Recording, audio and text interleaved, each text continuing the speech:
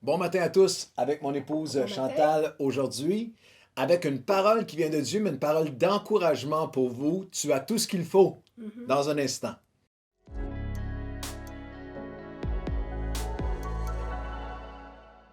Et Chantal, aujourd'hui, tu as une parole pour nous booster en début d'année. Tu as tout ce qu'il faut. Tu as tout ce qu'il faut, Claude. Merci, Chantal, tu Nous avons m'encourages. tout ce qu'il faut. Cependant, le premier obstacle qui nous empêche d'avancer, c'est souvent nous. On voit souvent nos impossibilités, nos manquements, nos faiblesses, notre insécurité, la peur de l'échec. J'ai pas ce qu'il faut, je serai pas capable. Les autres, oui, mais pas moi. Souvent, on se compare. Pour lui, c'est facile. Pour elle, c'est facile. Mais pour moi, c'est autre chose. Et beaucoup croient qu'ils n'ont pas ce qu'il faut. Vous savez, l'orgueil a deux tranchants. C'est d'avoir trop d'assurance et celle d'avoir peur de l'échec. Je pense que ça prend un juste milieu parce qu'on ne veut pas se lancer non plus dans n'importe quoi sans réfléchir et sans prier. La bonne nouvelle, c'est que nous avons un Dieu qui nous aime. Il nous rend capables. Et c'est trouvé dans Hébreux 13, 21. Il nous rend capables, prend ce que nous avons, nous donne ce qui nous manque, pourvoit ce que nous avons besoin et nous équipe pour l'accomplissement de sa volonté et son œuvre en nous.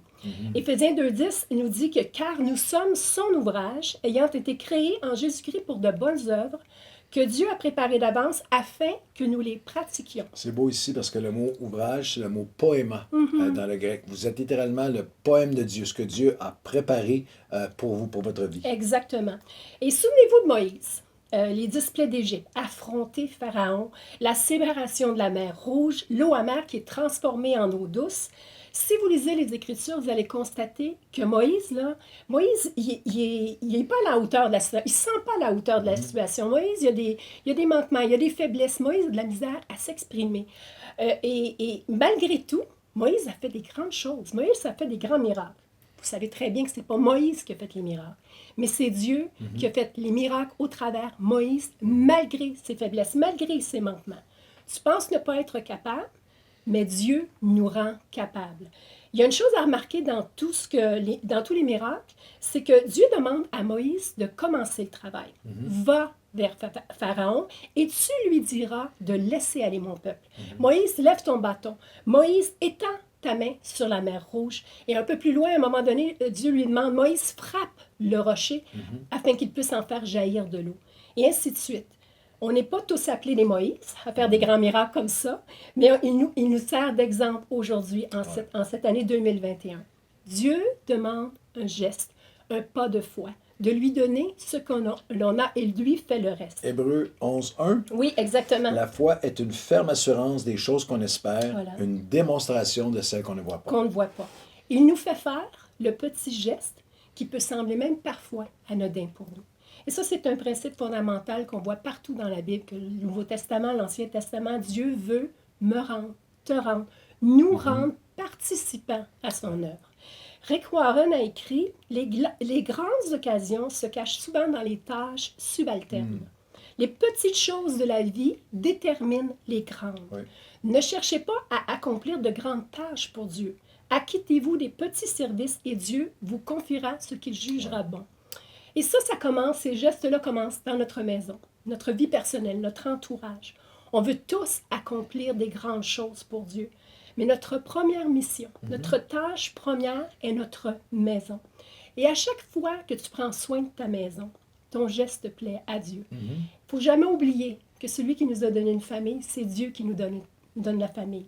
À chaque fois que tu es là, et que tu amènes tes enfants dans les sports, dans les loisirs, tu les traînes à l'école, tu fais le taxi. Moi, je sais ce que c'est, je l'ai fait pendant des années. Ça fait beaucoup. Exactement, je sais de quoi je parle, mais tes gestes plaisent à Dieu.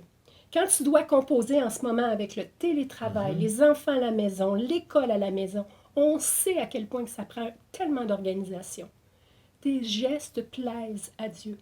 À chaque fois que tu t'assures qu'il manque quoi que ce soit à la maison, tu t'assures qu'il manque de rien. Tu vas à l'épicerie et là, tu es en ligne, tu es en train d'attendre en ligne et Dieu sait à quel point les lignes sont longues en ce moment. Tes gestes plaisent à Dieu. Papa, maman, parents monoparental, à chaque fois que tu te lèves le matin pour aller au travail, pour t'assurer d'avoir un toit sur ta tête, d'avoir quelque chose à manger sur ta table, beau temps, mauvais temps. Et parfois, tu ne te sens pas à la forme pour y aller, mais tu es là, tu y vas. Ton geste plaît à Dieu. À chaque fois qu'on te demande d'accomplir une tâche, Alors que pour toi, ça semble pas, peut-être pas te faire avancer dans tes intérêts, dans ton ministère, dans ce qui est important pour toi. À chaque fois que tu le fais, tes gestes plaisent à Dieu. Et peut-être que tu ne comprends pas toujours pourquoi que Dieu t'amène là. Il faut juste lui faire confiance. Luc 6,10 nous dit, Celui qui est fidèle dans les moindres choses l'est aussi dans les grandes. Et Colossiens 3,17. Et quoi que vous fassiez, en parole ou en œuvre, faites tout au nom du Seigneur Jésus-Christ, en rendant par lui des actions de grâce à Dieu le Père. puis quand tu le fais, c'est que tu le fais à Dieu aussi. Ce que tu fais pour Dieu. Il arrive que la prière à Dieu ne suffit pas et que Dieu nous demande de faire des gestes pour que lui puisse faire le grand. Et tu pries pour avoir des bonnes notes à l'école et dans tes examens. Puis ça, puis je sais qu'en ce moment, ça prend vraiment c'est un grand défi de garder sa motivation, mais il faut que tu fasses le geste d'étudier de façon consciencieuse si tu veux avoir des bons résultats. Tu pries pour avoir un travail. Dieu veut t'aider, mais il faut que tu ailles porter des CV. Il faut que tu ailles faire des entrevues. Tu pries pour que l'atmosphère de ta maison change. Il y a de la colère, il y a de la chicane, il y a des tensions. Pose des gestes de paix. Une parole douce calme la fureur. Tu pries pour un miracle dans ton couple parce qu'avec le temps, les circonstances, les difficultés de la vie vous ont éloigné. Il y a comme une certaine indifférence qui s'est placée. L'amour n'est plus ce qu'elle était comme au début. Pose des gestes de tendresse. Sois intentionnel. Désire par tes propos, par tes actions, faire du bien à ta conjointe, à ton conjoint. Personne ne reste indifférent à des gestes de tendresse, des paroles de tendresse. Démontre-lui qu'il est important, qu'elle est importante pour toi. Et même si tu ne vois pas le résultat, n'arrête pas. Pose les gestes. Dieu va faire le reste. Dieu va faire le miraculeux. Dans les 4 évangiles, on trouve ce petit garçon. Ce petit garçon qui a donné tout ce qu'il avait. Ses 5 pains, ses 2 poissons. Et Dieu a nourri une multitude. Peut-être que tu penses que tu ne comptes pas pour Dieu. Que ce que tu fais, ça ne compte pas pour Dieu. Imagine ce petit garçon. Petit garçon, quand on mentionne le nombre de personnes qui étaient nourries, on ne dénombrait pas les femmes et les enfants. Ce petit garçon-là ne comptait pas parmi les hommes qui étaient là. Mais il comptait pour Dieu. Oui, excellent. Dieu savait qui il était. Dieu savait ce qu'il avait à donner. Il a donné ses pains, ses poissons, et Dieu a nourri 5000 hommes, plus les femmes et les enfants. Tu ne sais pas ce que Dieu peut faire avec ce que tu as. Qu'est-ce que ça représente pour toi en ce début d'année? Est-ce que tu peux croire que le Seigneur peut le faire avec ce que toi, tu as? La dernière année a laissé des traces. Tu as peut-être besoin de voir le grand de Dieu, la grandeur de Dieu dans ta vie, dans ton couple, dans ta famille, dans tes enfants, dans ton travail, dans ton ministère, dans tes études. Peut-être que tu as des gestes à faire en ce début d'année. Et alors qu'on entre justement dans ce défi 21 jours de jeûne et de prière, où à tous les jours, on a préparé une parole pour t'encourager. T'encourager à persévérer, à faire le pas de plus, le geste de plus, faire confiance à nouveau, donner à Jésus ce que tu as. Tu aimes Dieu, tu as des rêves pour toi, ta famille, tu as des rêves pour le servir. Mais peut-être que tu es freiné par quelque chose en ce moment. La COVID a apporté beaucoup d'indésirables dans nos maisons, dans nos vies, dans nos comportements.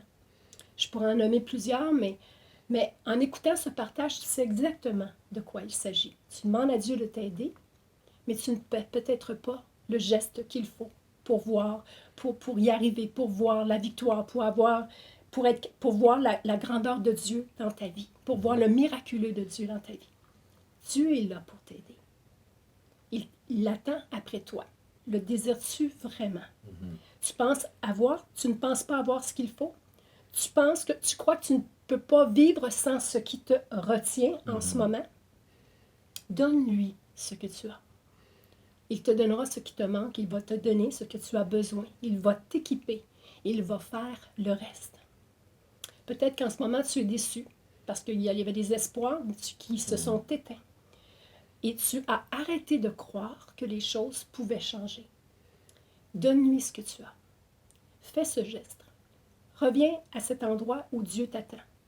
dans la prière, Mhm.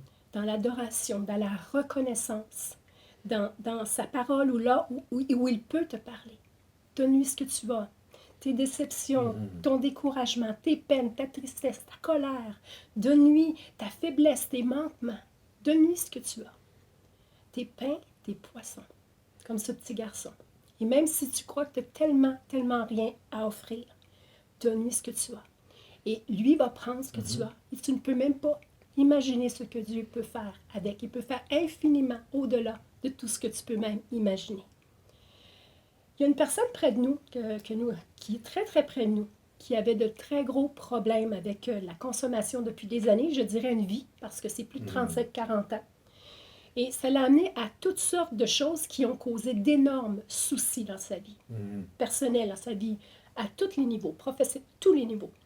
Il était seul, angoissé, anxieux, il avait peur de tout. Et un jour, on l'a vu faire des gestes. Des gestes pour s'en sortir. Mhm. Ça me touche parce que on le connaît vraiment très bien. Et on l'a encouragé à donner tout ça au Seigneur, que Dieu était là pour l'aider. Et récemment, il nous disait, à Claude et à moi, à quel point il était bien. Et à chaque fois qu'on parle à lui, il nous dit comment il est bien. Il n'a jamais été bien comme ça de sa vie. Il a trouvé un travail honorable. Il est en train de régler ses problèmes. Il a arrêté toute sa consommation. Vous Mhm. savez ce qu'il nous disait? J'ai même plus soif. Mhm.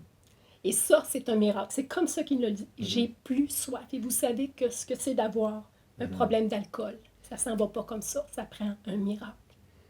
Et tout ça, ça ne s'est pas fait en une seule journée, bien entendu. Mais à chaque jour, il a posé des gestes qui parfois étaient petits, puis que juste lui qui savait qu'il les faisait, mais qui l'ont amené au miraculeux de Dieu. Il a donné ce qu'il avait et Jésus a fait le reste. Mhm. La bonne nouvelle, c'est que nous avons un Dieu qui nous aime. Il t'aime et il nous rend capables. Et Philippiens 1,6 nous dit, je suis persuadé que celui qui a commencé en vous cette bonne œuvre la rendra parfaite pour le jour de son retour. Entrons dans ce défi 2021 en posant des gestes qui vont produire le grand de Dieu, le miraculeux de Dieu dans nos vies.